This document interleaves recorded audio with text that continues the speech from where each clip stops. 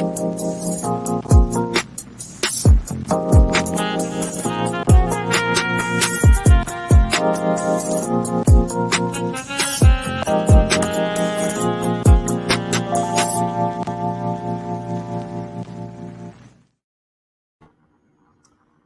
LeRoy, we are back.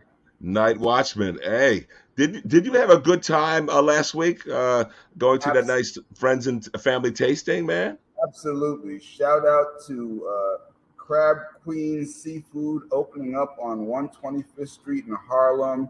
A black female entrepreneur opening up what may be the largest restaurant space in the city owned by a black woman.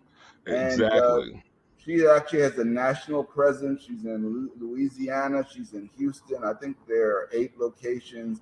And we are looking to see that this one does well. So she's on 125th, just off Lenox. We encourage people to go and check it out. And we can attest that the food was really, really good. Really, really good. In other words, she's saying, Joe's Crab Shack, who are they? Yeah, exactly. So we're in the midst of June, so I got to say happy birthday to all the Gemini, including my brother Curtis Archer, aka DJ LeRoy. He's coming up on, I don't know, his 30th plus birthday. Good way to size it up, NightWatchman. 30th plus, 30th times. I'm not sure exactly how the math goes. Yes. But you know what? Around the sun, the earth keeps revolving. That's right. Exactly. There you go. And as we say, it is better to be seen than be viewed. Yeah.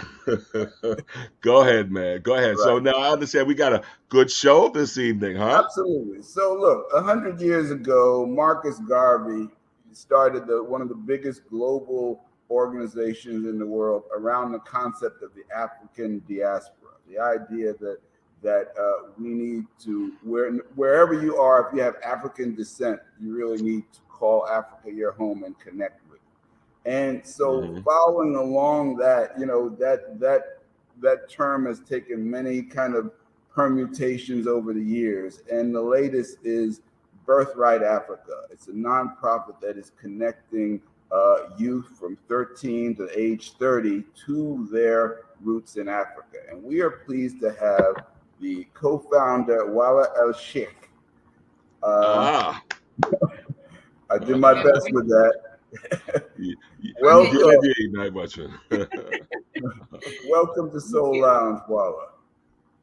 Thank you so much. Thank you so much for having me. This is exciting because we are headquartered in Harlem. So to be talking to that audience, Bob and I actually work in the same space. Right, exactly. Oh my God, I love it. I'm actually already in this space right now. Yes, you are. Yes. So the only thing I'm thinking, are we talking about the space of Silicon Harlem? Is that Absolutely. Yes. Shout out to Silicon Harlem, Clayton Banks, Eric Cunningham. They're doing some amazing work up there to usher in technology, innovation, entrepreneurship, and allow folks like us to call that home. All right. Well, Walla. Voila. I love it. Wow. Magic. Voila. I like that. Exactly. So please do tell us your story and how you arrived at what you do. Okay. So I will take you guys all the way back. I was born in Sudan on the continent, but my first recollections were actually in Sweden. So I grew up with a father who was was a diplomat for the government and based in Sweden for about 6 years, where I grew up as a child. And from the beginning had this very international exposure. But of course, as a child, that's not what you know. It's just your life growing up.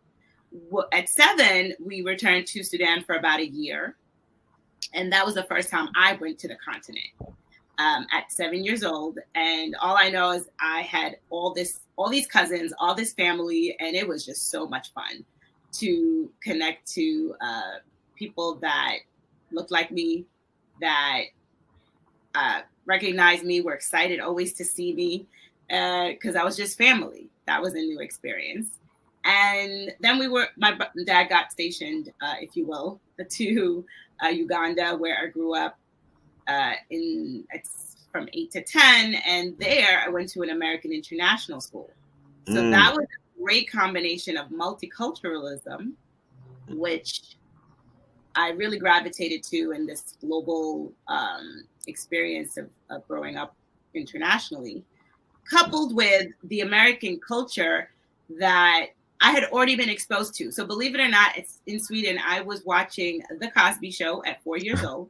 My parents recorded all the videos. Michael, Diana, Tina, like y'all all needed, I don't even have to say last names. So I was very exposed to this world of America, and now learning English with American teachers, which has started in Sudan, but really solidified in America. Cut to, there's a coup that happens in Sudan, and my dad is let go as part of those who are leading more democratic than military and dictatorship. And that's when we had to seek alternatives and refuge. And my dad got a job at the UN, and that's how I came to America. That's my coming to America story, as I like to say. And I was going on 11, and it was, here's another country. Here's the next country we're going to, and it's America. So I know deep down I must have been very excited. And we land in New York, in Queens, most diverse neighborhood in yes, indeed. diverse borough of New York City. And now I'm learning it's the most diverse area probably anywhere in the world. We speak correct language. So seamless transition, right? And not only that, the neighborhood we grew up in, shout out to Briarwood. I love that place. I live there anytime. Very diverse within a neighborhood, which is not always the case. And I learned later in life how unique my multicultural experience continued to be. So here I am coming in as an immigrant child, integrating seamlessly. No one even knew that I had this international background because my accent was very much American, right? So I transitioned very seamlessly. It wasn't unless you asked me about my name, where I was from, I would basically share the story that I just gave you. And so I'm growing up with this very idyllic view of America as this land of opportunity that my parents have brought us to. They reminded us constantly that we came here, we sacrificed for your education, and this is our refuge. We end up getting political asylum. So this is the country that's now saved my family, right? And all I have to do is work hard, get my job, make my money, and I'm living the American dream. That coupled with growing up in an immigrant home that was very conservative, religious, felt very oppressive. It's very, especially as an Arab Muslim girl child. There was a lot of, you can't do this. Forget sleepovers. Like, you don't even ask about that. Couldn't date boys, let alone try to be friends with them. Couldn't wear certain things. It's like, so I can't with this culture. But America tells me I can be anything I want to be. So I want that, right? Yeah. Had no Black consciousness is what I now recognize. I was in this view of, I just gotta, again, get my education, work really hard. And then you start living out there in the world. I graduate with my finance degree. I had a very clear-cut plan, enter the world, pretty much will stay there, make my money, do my thing. It was not that, right? It was a combination of, yes, I'm excelling and I'm performing, especially very technically, but I'm not feeling like I'm belonging as seamlessly because I don't see so many of us. What I now know are microaggressions were happening. I was internalizing a lot of those and thinking I was the only one. That coupled with a friend who worked at the same place on Wall Street. I was, again, living my American New York dreams, especially. I was fascinated by Manhattan as a Queens native, if you will. And could see how I was speaking about America as this really great, exceptional place and what it did for my family. And, I started, of course, as a teen, you start picking up on some of the disparities. I'm like, why am I the one or two only like Black people in this classroom of honors or whatever program I might be in or what have you? But I'm like, oh, but everyone's an immigrant, right? Like I identify with my immigrant background at that point. And being Black was just this fun thing to be, because at that point, especially in the 90s, I mean, we were almost everywhere in television. Our music is just killing it. Hip hop R&B is rising to mainstream status. I'm not recognizing and I'm not growing up around the challenges that I now am quite aware of a system of racism inflicts. So she's hearing the way I speak about this idyllic place of America. She's like, Walla, do you know what happened to Black people? Just that simply. And I was stunned. It was truly a moment of like stopping, like the world had stopped for a minute. And me reflecting on, no, I don't. And I don't know not just Black American history. I don't know my African history. At that point, I hadn't been to Sudan in 15 years because we couldn't. We didn't have the paperwork. We were getting political asylum, and then you're waiting for your permanent residency. It takes time, over 10 years. So it set me off on a journey because I recognized this is something I need. And then you add learning about friends of Jewish descent getting a birthright. 10 days for free to learn their history and culture. I'm like, why isn't this happening for Black people? I need this. If I need this, I was born on the continent and I'm this disconnected. Then my African American brothers and all of us of African descent need this. Is there a Birthright Africa? I gotta help start this if it's not around. I couldn't believe that the website was available in 2004. I'm 24 at this time. Now I'm 42. And so it felt like a calling. I felt like my purpose had been given to me. And at the time, I'm in finance, and I'm like, I don't know what this world is. I have a passion in education, and I think that will transition me. And that is what I ended up moving forward with, getting an MBA, still in the business world, but knowing I was going to bring it to this educational mission and really drive the culture forward with this work that needed to be done. So I'll stop there and let you guys ask me more. Wow, that is a really, that's a powerful story. So fast forward to 2015 is when you founded Birthright Africa? Yes, we officially incorporated in 2015. So that was very strategic. So the idea comes to me in 2004, register the website 2007. I tell all entrepreneurs, get the website first before you even do paperwork, because you don't have the website, you don't have the name, you don't have the brand. Learned how important marketing is in branding in business school. Transitioned my career from finance to education to really learn this space. And by 2015, I felt confident in myself as a leader because I needed to build up this knowledge, right, of the history, the culture, and how to, like, what would a Birthright Africa mission look like within this educational ecosystem, and work and support youth and young adults that are already on a path to fulfilling who they are, which that is the space. Worked in college and career readiness, focused strategically, operationally, and then incorporated in New York, where I came back from DC after engaging the education space over there to launch in my home city. And we had our first pilot with CUNY, the City University of New York. And essentially the mission was born to inspire youth and young adults of African descent to explore their cultural roots and legacy of innovation. Starting in the US, because we don't always know our history here, like I was sharing before with my story. And then it culminates on the continent with this life-changing trip. But the whole experience is truly transformative. And what we're doing is essentially enabling ourselves to explore a history and the present that's being shaped by our current leaders and entrepreneurs of African descent, because we're lacking that experience and education in our school systems. We've actually calculated 80% of our applicants tell us that they've never had an African American course or African studies course in high school. 80%.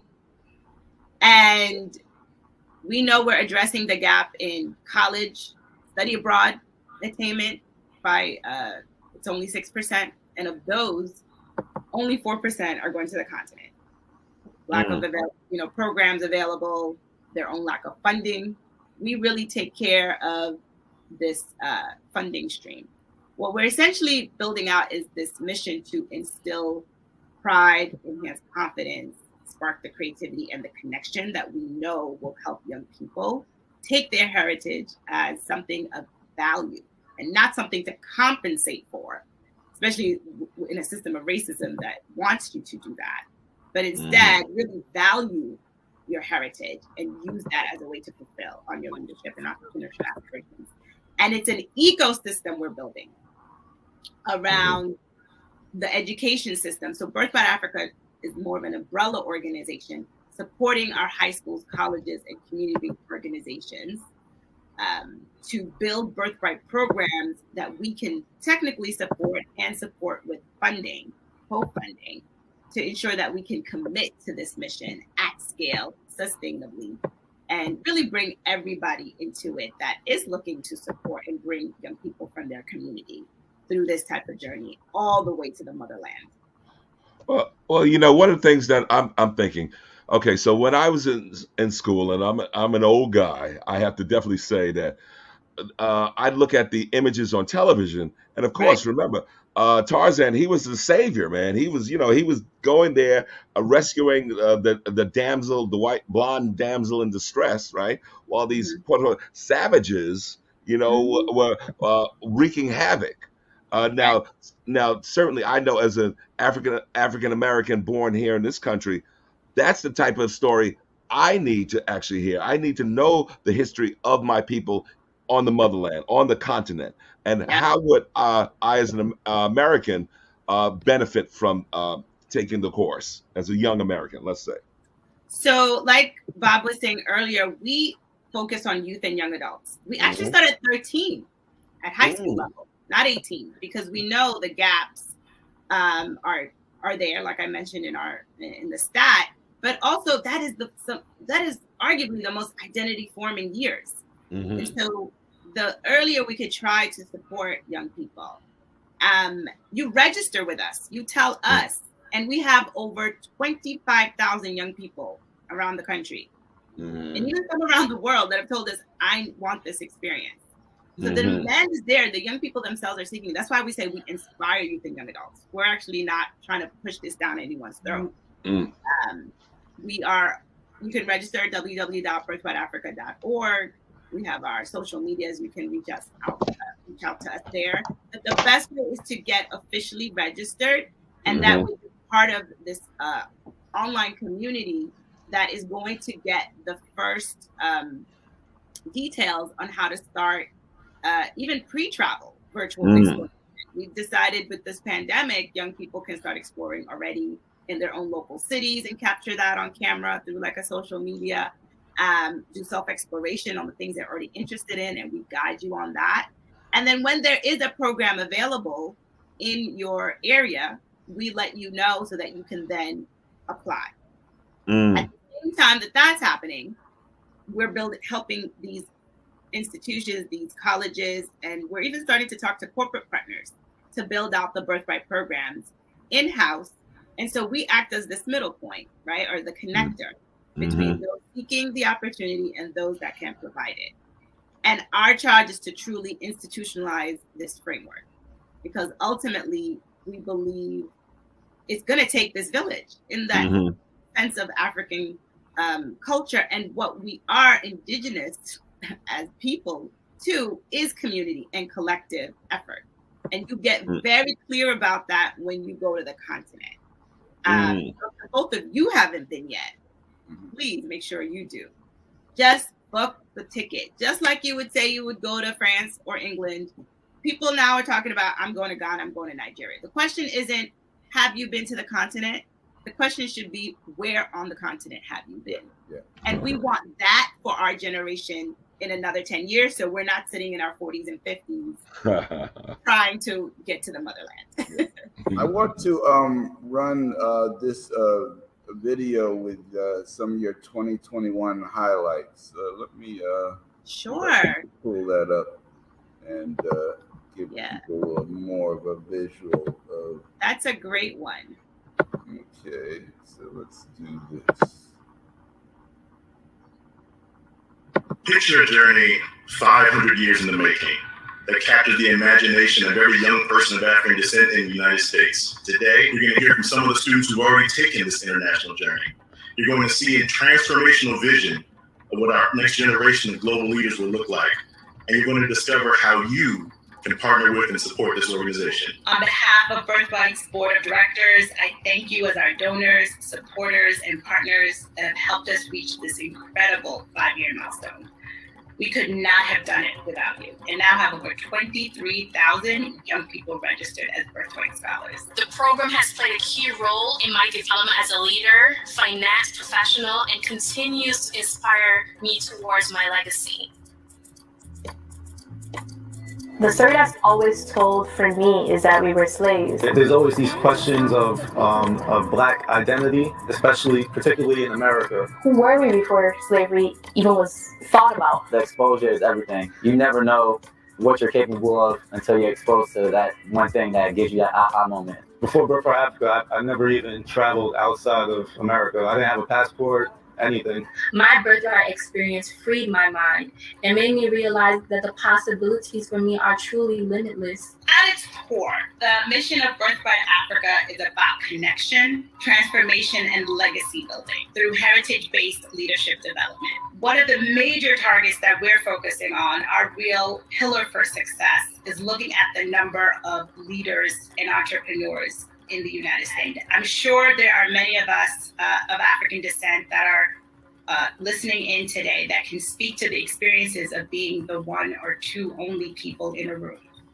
And if you think about the level of confidence that you have to know that you belong, to know that you are capable. Today, I'm so excited to announce that we are going to be hosting our first gala this year. So please save the date for September 29th. We'll be having a virtual gala, which will be featuring special guests and performances. So we at Birthright looked around and we're like, man, in 2021, where is the institution that is creating that cross-pollination of education, of travel, of young minds and innovative thinkers, of people already in industries and economies and people in the business sector? Where is that pipeline? It is at the core what Birthright Africa is all about. What is the legacy that our generation will leave in place? You know, as we come to a close, I guess the question to ask yourself is, are you ready? As they say in Yoruba, Odabo.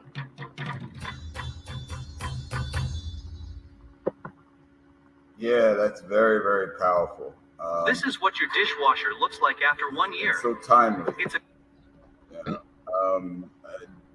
the opportunity to connect people at this point in time when there's just a lot of innovation happening on the continent, and I just feel like the conditions are ripe for us to plug our youth into their birthright and their legacy, as you will, and it just the opportunity for creation outside of these systemic structures that we've had to deal with here in the U.S. and in Europe and in the continent. You know, the systemic structures have been global in their oppression, and the opportunity now to just circumvent that by just reconnecting us to our legacy and our birthright. I find that very, very exciting. I do too. The only thing that I'm a little concerned about, we noticed that there's been more and more foreign incursion into the continent. You know, supposedly, you know, they're doing some good things. They're improving roads. They're doing X, Y, and Z. But you know what? I have to say, It's not for the benefit of the people of Africa. And that story needs to be told. China, let's say Russia, you guys, want to come to the continent supposedly on good merits. I don't believe it. It's just a different flavor of colonialism. We've seen it before. But that's why this is so important, because the opportunity we have to connect. There's so much talent and innovation within the African diaspora. You have a whole, all of American Blacks who have been educated and trained and have access to the technology. We may not have created the wealth in this country, but we certainly have a wealth of intellectual capital, intellectual property, and culture. And when you start to combine these things in what is now a global connected economy, there are new opportunities that have not existed to date that give us an opportunity to reconnect and create our own ecosystems that circumvent the systemic racism that we've been dealing with certainly all of our lives, and the lives of our parents and our grandparents and our great-grandparents. Absolutely. And it's interesting because I was, it's all of us of African descent. So what I'm really proud of, and New York really enables us to do this, it's African American, Afro-Latinos, Afro-Caribbeans, continental Africans like myself who grew up here and are just as disconnected. And it's really about, like you said, showing that innovation side. And believe it or not, by a lot of African standards, we are wealthy. We can come in with our capital because our dollar to the CD or to whatever the currency is quite high. So the investment opportunity is extremely high. And we have the birthright as the African descendants that were cut off, right, through enslavement and colonization to get back to the motherland. Be clear, just because we were born in Africa doesn't mean we have the African mindset. I never thought I would be willingly looking to go and travel to the continent to connect myself in this way. So if you would have told me this is what I would be doing, and now I live bicontinental. I don't see myself living in America full time anymore because I just really had this realization about what the continent offers me. And it is this difference in pace, focus on community. There's definitely challenges, right? But they don't outweigh the benefits if you really tap into who you are and what's brought you here, right? So for me to have made that transition, I know anyone else can. And our brothers and sisters that are now waking up to on the continent, that are waking up to what America also does not offer them, right? There is this system of racism that I never knew and understood fully, and didn't really come to understand the full depth of it and the intentionality to maintain it until, honestly, 2020 myself. Even though I've been in this work, there's still sometimes these rosy colored glasses of America as an opportunity, but they are waiting for us to collaborate with them, those that know what the continent offers. And so we are ensuring that that is happening at the earliest stages for these young people who tell us it has been life-changing. 100% of them. 100% want to go back multiple times to multiple other countries. Like, Africa is lit. It's also this super fun place. You could literally have the same life you're having here in terms of amenity over there. And you just don't know that until you see that. You have to experience it to understand what this life change can be. As an educator, I'm really proud that over 98% want to or feel like they have more clarity, resources, and belief in themselves. That is what it's going to take for us to truly own our own ecosystems, right? And go build with our brothers and sisters there. And then over 90%, because I was hearing the scholars speak during one of the trips about America being a choice to live. And over 90% have told us they can see themselves living and working on the continent, or at least continuing to engage when they return. Because our metric is to increase the number of leaders and entrepreneurs in the diaspora, period. wherever you end up living, right? If you choose to be on the continent, that's great. But most of us are going to go back to where we grew up. Right now, that percentage is about 2, at best 3%. We are a population of 13, 14% African descent. That is abysmal, right? And during the pandemic and the height of Black Lives Matter, the question was, where are the Black leaders? Well, we've been asking that question from the very beginning. We knew that it's about culture and understanding our creativity and contributions since the beginning of time. And the greatest of African civilizations that innovated and created arguably almost everything that was then kind of dispersed around the world. Unfortunately, we were disconnected through enslavement and colonization, right? So this work has just really been powerful. I just feel blessed and honored that this gets to be a part of my life purpose and legacy that I build. And we would love to invite anyone and everyone looking to partner and support to do so. And I'm happy to share information about how you can do that. We currently have a spring campaign fundraiser going on we started May 25th, which is Africa Day. Most people don't know that. I'm happy to share that is a day to celebrate Africa and being from there, or your love for it. And it culminates on Juneteenth. So how appropriate, these 25 days we get to focus on celebrating where we're from in Africa. We're now in America, but with the birthright, we go back. So we're from Africa, now to America and back to Africa. So we're really excited. You can go to our website, www.birthrightatafrica.org/donate to support. You can text to support 646-437-8147. A link will come to your message and you can continue the donation there. We are raising $100,000 to send 20 young people starting this summer to Ghana, Kenya, and by the end of the year, we have partners that are going to Uganda, Sierra Leone, Rwanda. These are the first time we are traveling. First time. Thank you, Bob, for putting that up. First time we are traveling since the pandemic. We are so thrilled, and we have a special cohort with one of our executive board members and global recording artist, Jidena, who himself is a Nigerian American. And we're just opening the invitation for folks to join us, be part of also what's called our Sankofa Legacy Circle. So check the details there. You can give a sustaining, recurring donation. We will give you exclusive benefits to be part of what we're calling the Birthright Tribe, that is essentially ushering in this next generation and transforming the diaspora for generations to come. Beautiful. I have to make sure that you have a connection, if you do not have it already, with the Africa Center and with the folks there. Oh, good. Yeah, our family. You already know. All right, that's what we're talking about. We love the Africa Center. We've hosted our Legacy of Innovation presentations, which is the alumni sharing out the experience.